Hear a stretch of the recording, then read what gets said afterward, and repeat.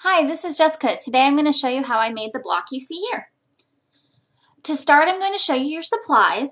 The larger squares here are 4.5 inches. The smaller squares are 2.5 inches. You need 8 of each of them and then 1 center square. I actually messed up my recording on my sewing, so I'm going to start showing you some pressing. I started my sewing by taking a square and putting it in the corner, a little square, putting it in the corner of a big square and sewing along the diagonal. And here I'm pressing that open. This now gives me 3 layers of fabric, and I'm going to trim away the middle layer. This will make it easier to quilt because it won't be so thick. You can trim the back layer if you want, but I leave it there because I find that it helps me piece later. So now you're actually going to get to see me sew. This is exactly what I did during that part that I forgot to show you. I'm placing the small block into the corner of the large block and I'm sewing across the diagonal. Here I'm sewing from the center of the diagonal.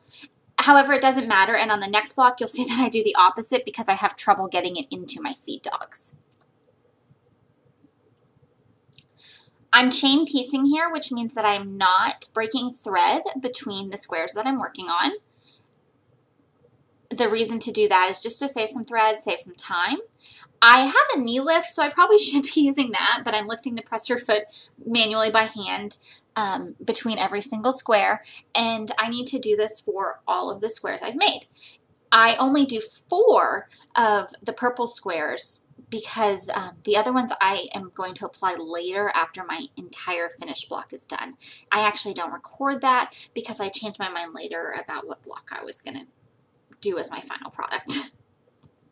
So I've laid everything out on my cutting board. These are all just individual squares. I'm making sure I have everything in line, everything's matched, and now I'm going to sew these into rows. Here you see the row. I've decided that sewing has a lot of pressing, and normally you see me sew. This time you're going to see me press.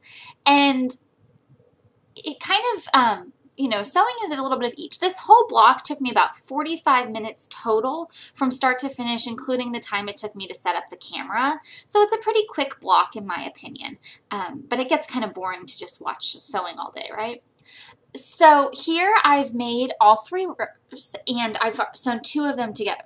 On this one I actually used pins. It didn't come together perfectly, but it was pretty close and I'm pretty happy with it.